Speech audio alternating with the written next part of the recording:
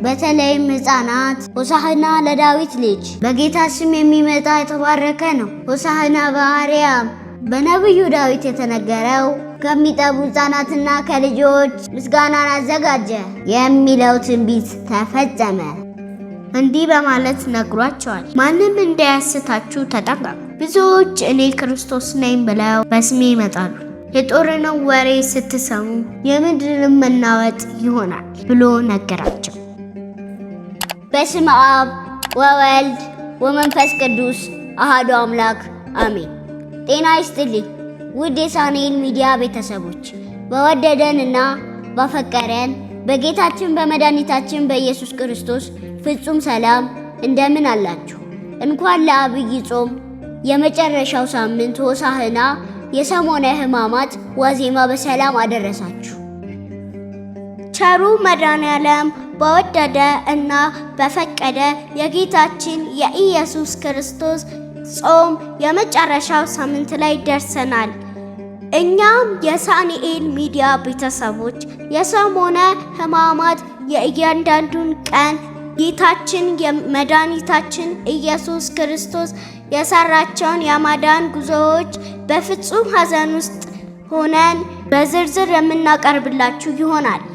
ለዛሬ አጠር አድርገን የጌታችንን የመድኃኒታችንን ጾም የዐቢይ ጾም 8ቱን ሳምንታት ስያሜ እናት ቅድስት ቤተክርስቲያን ለምን የተለያየ ስም እንደሰጠቻቸው መንፈሳዊ መልእክቱን የምንመለከት ይሆናል። አብራችሁን ቆዩ።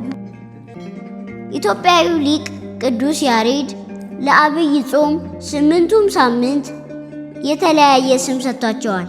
ቅዱስ ያሬድ መጽሐፍ ቅዱስን እና ጌታችን መድኃኒታችን ኢየሱስ ክርስቶስ የሰው ልጆችን ለማዳን በምድር ላይ ያደረገውን ጉዞ በመዋዕለ ስብከቱ ያስተማረውን መሰረት አድርጎ ለዐቢይ ጾም 8ቱም ሳምንት ስም ሰጥቷቸዋል። የመጀመሪያው ሳምንት ዘወረደ በመባል ይጠራል። ይህም ጌታችን መድኃኒታችን ኢየሱስ ክርስቶስ የሰው ልጅ ከመከራ ለማዳን ከሰማይ መውረዱን፣ ከእመቤታችን ቅድስት ድንግል ማርያም መወለዱን፣ አምላክ ሰው ሰው አምላክ መሆኑን የምናስብበት ሳምንት ነው። ሁለተኛው ሳምንት ቅድስት በመባል ይጠራል። ይህንንም የቤተ ክርስቲያን አባቶች አብራርተው ሲያስተምሩን ቅድስና የባህሪው የሆነ ጌታችን መድኃኒታችን ኢየሱስ ክርስቶስ መሆኑን ሌሎች ቅዱሳን ቢሆኑ ከራሳቸው ሳይሆን በጸጋ ከቅድስና ምንጭ ከጌታችን እንደሚሰጣቸው እና ሰንበትን ከሥራ ድካም እናርፍበት ዘንድ ቀድሶ ስለሰጠን ሰንበት ቅድስት ትባላለች። ኦሪት ዘጸአት ምዕራፍ 20 ቁጥር 8። በሰው ዘንድ ቢሟጠጥ ተስፋና ደስታ እኛስ ፈጣሪ ያለን ሁሉን የሚረታ ተስፋ እንደሌላቸው አንሆንም ከቶ ክርስቶስ አለልን የሚያሳይ አብርቶ። የሶስተኛው ሳምንት ምኵራብ በመባል ይጠራል። ይህም አይሁድ ለጸሎት ለአምልኮተ እግዚአብሔር የሚሰበሰቡበት የተቀደሰ ስፍራ ነው። ጌታችን መድኃኒታችን ኢየሱስ ክርስቶስ በአይሁድ ምኵራብ በመገኘት የሃይማኖትን ቃል አስተማራቸው። በተጨማሪ በቤተ መቅደሱ ይሸጡ ይለውጡ ሊነግዱ የነበሩትን በጅራፍ ገርፎ ከቤተ መቅደሱ አስወጣቸው። እንዲህም በማለት ገሠጻቸው። ቤቴ የጸሎት ቤት ትባላለች፣ እናንተ ግን የሽፍቶች የወንበዴ ዋሻ አደረጋችኋት። ዮሐንስ ወንጌል ምዕራፍ 2 ቁጥር 16። አራተኛው ሳምንት መጻጉዕ በመባል ይጠራል። ይህም ጌታችን መድኃኒታችን ኢየሱስ ክርስቶስ የሰው ልጆች ከተቸገሩበት ከተጨነቁበት የሥጋና የነፍስ በሽታዎች በተአምራት ፈወሳቸው። በተለየ መልኩ ደግሞ 38 ዓመት በከባድ በሽታ ተይዞ ከአልጋው መነሳት ያቃተውን መጻጉዕን ተነሳና አልጋን በሰላም ተሸክመ ሂድ አለው። በቃሉ ብቻ በመናገር ፈወሰው። ዮሐንስ ወንጌል ምዕራፍ 5 ቁጥር 2። የአምስተኛው ሳምንት ደብረ ዘይት በመባል ይጠራል። ጌታችን ቅዱሳት ሐዋርያትን በደብረ ዘይት ተራራ ላይ ሰብስቦ ስለ ዳግም ምጽአት፣ ስለ ዓለም ፍጻሜ በዝርዝር አስተማራቸው። የማቴዎስ ወንጌል ምዕራፍ 24 ቁጥር 1 የዓለም ፍጻሜ ምልክቶችንም እንዲህ በማለት ነግሯቸዋል። ማንም እንዳያስታችሁ ተጠንቀቁ። ብዙዎች እኔ ክርስቶስ ነኝ ብለው በስሜ ይመጣሉ። የጦርንም ወሬ ስትሰሙ የምድርም መናወጥ ይሆናል ብሎ ነገራቸው። የስድስተኛው ሳምንት ገብርኄር በመባል ይጠራል። ይህም ጌታችን በመጨረሻው ዘመን ለፍርድ ሲመጣ ለሁሉም እንደ ስራው ይከፍለዋል። በተሰጠን ጸጋ በአግባቡ ተጠቅመን ከሆነ መልካም አገልጋይ ብሎ የክብርን አክሊል ይሰጠናል። ወደ ዘላለም ደስታ እንድንገባ ያደርገናል። ሰባተኛው ሳምንት ኒቆዲሞስ በመባል ይጠራል። ይህም ከአይሁድ ወገን የሆነ የሕግ አዋቂና አለቃቸው ነበረ።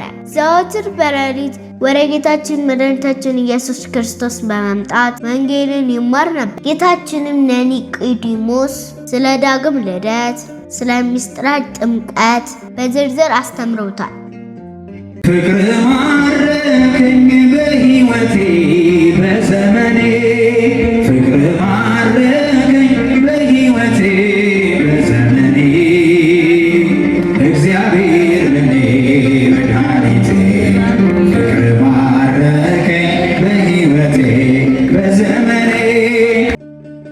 ስምንተኛው ሳምንት ሆሳዕና በመባል ይጠራል። ይህም ጌታችን መድኃኒታችን ኢየሱስ ክርስቶስ በአህያና ውርንጭላይቱ ጀርባ ላይ ተቀምጦ ወደ ኢየሩሳሌም ሲገባ የሚቀድሙትና የሚከተሉት ሕዝቡ ሁሉ በተለይም ሕፃናት ሆሳዕና ለዳዊት ልጅ፣ በጌታ ስም የሚመጣ የተባረከ ነው፣ ሆሳዕና በአርያም በማለት ጌታችንን በክብር ልብሳቸውንና የዘንባባ ዝንጣፊ መሬት ላይ በማንጠፍ በታላቅ ምስጋና ገባ።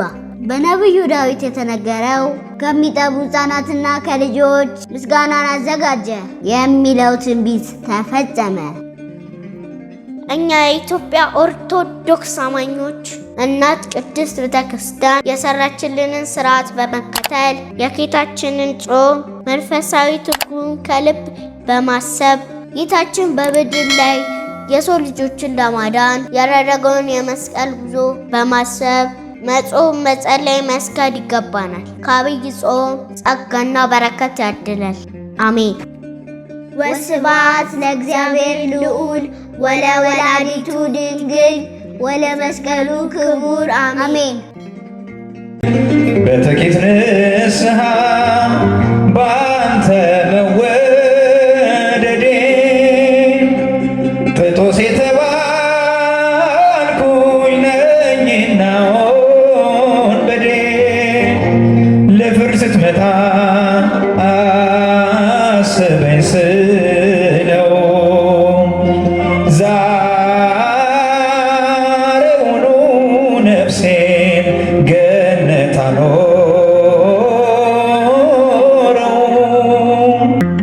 ውድ የሳንኤል ሚዲያ ቤተሰቦች በዚህ ቻናል የኢትዮጵያ ኦርቶዶክስ ተዋሕዶ የንግስ በዓላትን፣ መጽሐፍ ቅዱስን መሠረት ያደረጉ ስብከቶችን፣ መንፈሳዊ ዝማሬዎችን እና ክብረ ቅዱሳንን የሚገልጡ ትምህርቶችን በስፋት የሚቀርቡበት ስለሆነ ለቻናሉ አዲስ ከሆኑ ሰብስክራይብ በማድረግ ቤተሰብ ይሁኑ። ይህን መንፈሳዊ አገልግሎት ላይክ፣ ሼር በማድረግና አስተያየት በመጻፍ ይደግፉ።